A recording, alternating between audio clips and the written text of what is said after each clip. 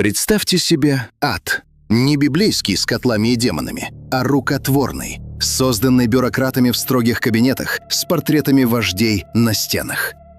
Май 1933 года. Сердце суровой сибирской тайги. На крошечный необитаемый кусок земли посреди ледяной реки Обь, остров Назина, высаживают более 6 тысяч человек. Их выкидывают прямо в топкую грязь. Этим людям не выдают ни топоров, чтобы построить шалаши, ни теплой одежды, ни медикаментов. У них нет ничего. Но самое страшное – им не дают еду. Охранники на баржах разворачиваются, отплывают на безопасное расстояние и просто оставляют 6 тысяч человек умирать. Пройдет всего несколько дней, и на этом клочке земли исчезнут все законы человеческой морали. Интеллигенты, рабочие, крестьяне и уголовники превратятся в первобытных зверей. Начнется массовый голод, эпидемия тифа и то, о чем в архивах советских спецслужб десятилетиями запрещалось даже упоминать вслух. Начнется людоедство.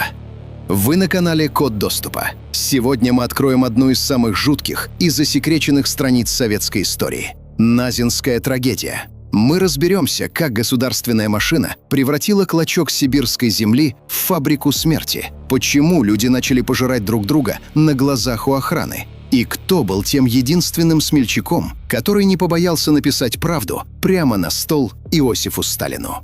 Как обычные люди оказались в сибирском аду?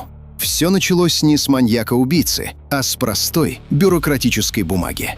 Конец 1932 года. Советский Союз вводит систему внутренних паспортов. Официальная цель благая – очистить Москву, Ленинград и другие крупные города от тунеядцев, преступников и деклассированных элементов.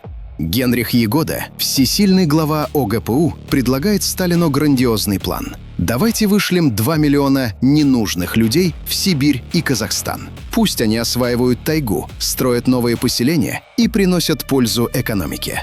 План утвердили. Так началась Великая зачистка.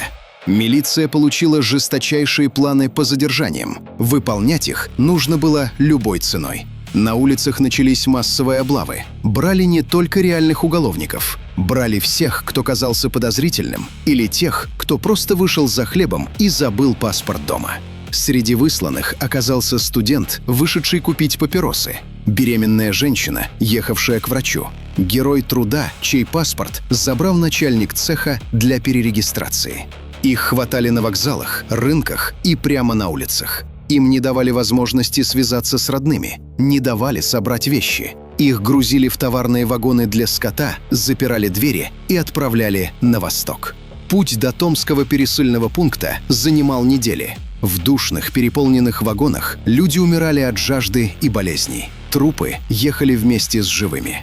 В апреле 1933 года в Томск прибыло около 25 тысяч человек. Местные власти были в шоке. Для них не было ни бараков, ни еды. Вспыхнул тиф. И тогда чекисты принимают чудовищное по своей циничности решение. Они решают избавиться от проблемы, отправив самых истощенных и слабых еще дальше на север, в глухую Нарымскую тайгу, на баржах.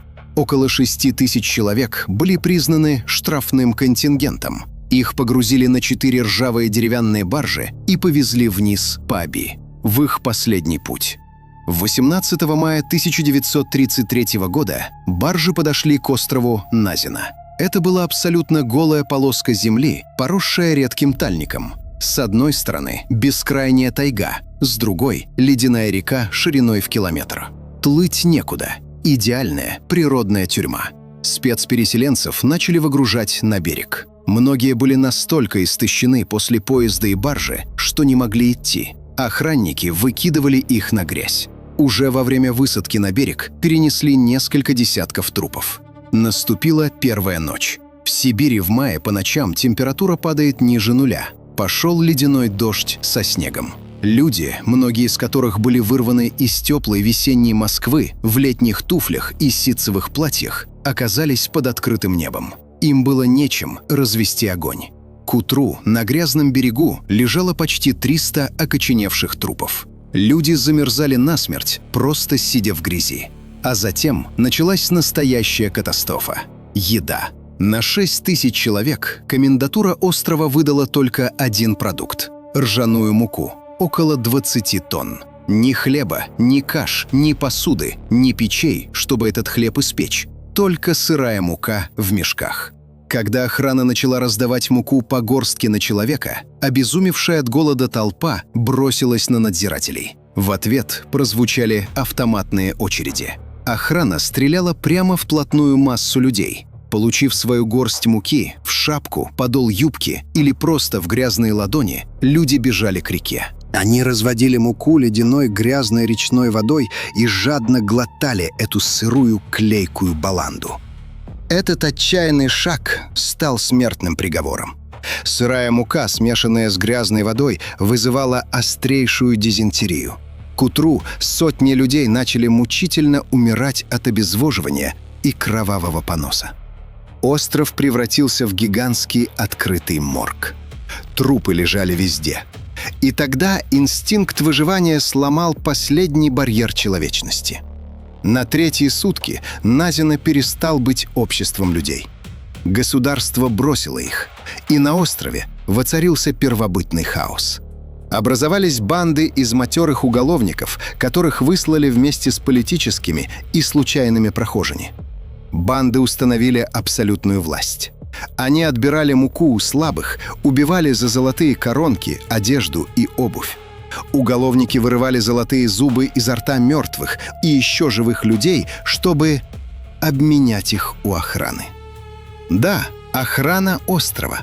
Надзиратели, молодые парни с винтовками, оказались абсолютно развращены своей безграничной властью над беззащитными. За пару золотых коронок они продавали коробок спичек или пачку махорки. Но хуже их жадности был их садизм. Охранники развлекались. Остров был окружен водой, и многие переселенцы, сойдя с ума от голода, пытались связать из веток хилые плоты, чтобы переплыть ледяную Обь.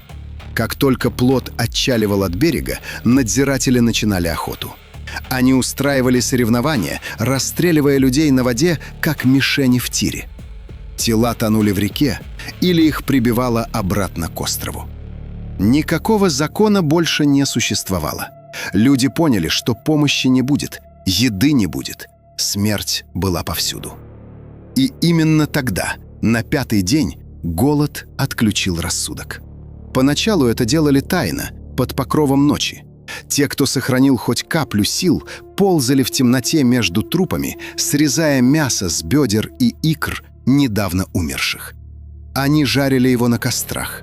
Но очень скоро табу было снято окончательно. Каннибализм стал не просто способом выживания. Он стал массовой эпидемией. Люди перестали ждать, пока кто-то умрет от голода. Начались убийства ради еды. Из показаний выживших, которые позже лягут на стол Сталину, следователи узнают чудовищные детали. Банды уголовников стали использовать так называемую систему «коровы». Они брали под защиту молодого, еще упитанного человека, обещая ему помощь. А через несколько дней, когда им хотелось есть, они убивали свою корову. Люди сходили с ума. Зафиксированы случаи, когда матери в состоянии жесточайшего психоза поедали собственных мертвых детей. У костров сидели группы людей, чьи лица были измазаны кровью. Остров Назино стал порталом в ад. За 1-й месяц из 6 тысяч человек от голода, тифа, пулеметного огня и людоедства погибло около 4 тысяч. 2/3. Но любая тайна оставляет следы. О слухах про остров смерти начали шептаться в окрестных сибирских деревнях. Местные крестьяне, проплывая на лодках мимо Назино, видели горы трупов на берегах. И однажды слух дошел до человека, который решил пойти против системы. Василий Величко, инструктор райкома партии. Молодой, идейный коммунист, который верил в советскую власть. Летом 1933 года он прибыл в Нарымский округ с инспекцией и услышал от местных жителей жуткие байки об острове людоедов. Величко не поверил. Он поехал на Назина лично. То, что он увидел, сломало его. Остров был усеян тысячами полуразложившихся тел. Выжившие напоминали ходячие скелеты, утратившие человеческую речь. Величко начал собственное расследование. Он опросил выживших, опросил местных крестьян и собрал показания о зверствах охраны. Понимая, что местное руководство НКВД его просто убьет, если узнает о расследовании, Величко совершает акт невероятного гражданского мужества. Он пишет огромный, подробный рапорт на 11 страницах. В нем он описывает все: квоты на аресты, высадку в лед, голод, расстрелы ради забавы и десятки случаев каннибализма. Он отправляет 3 копии. Одну — Сталину, вторую — в Политбюро, третью — в прокуратуру. Это было сродни самоубийству.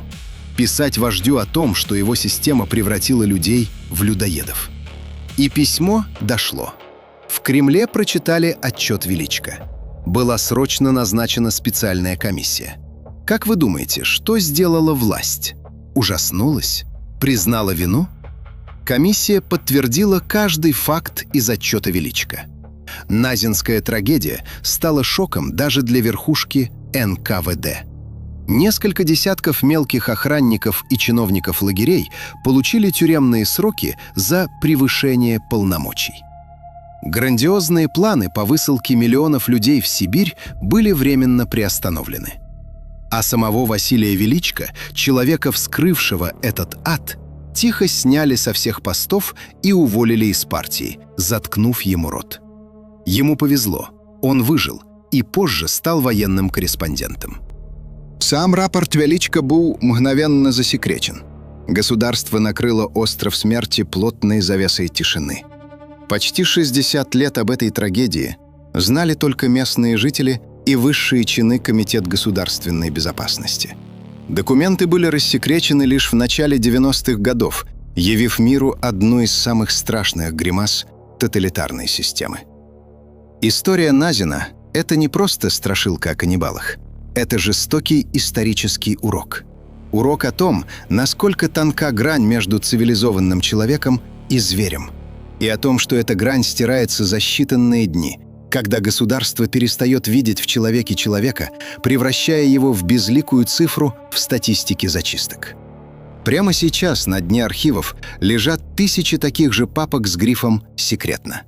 И мы продолжим их открывать. А что думаете вы?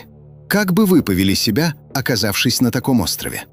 Пишите свои мысли в комментариях, ставьте лайк, чтобы алгоритмы помогали продвигать историческую правду, и подписывайтесь на канал «Код доступа». Доступ разрешен. Берегите себя и оставайтесь людьми.